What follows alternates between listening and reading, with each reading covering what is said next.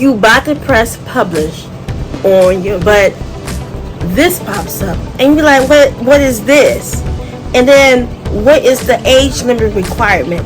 With this video, I will tell you what does it mean when it says content is made for kids. November 2019, that's when content made for kids, that section, it features actors, characters, activity in game, stories, songs, and it targets kids. Let's clarify even further. So on YouTube, whether the video includes child actors, models, and cartoon figures, animated characters that appeals to children.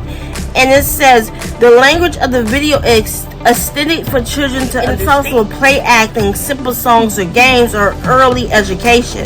That is also the kid. It says the age of a kid in America is defined as anyone under the age of 13. However, the age of kid, it may be different in other countries. Check out my video which I did where how to turn a video into like into a short. Thank you for watching.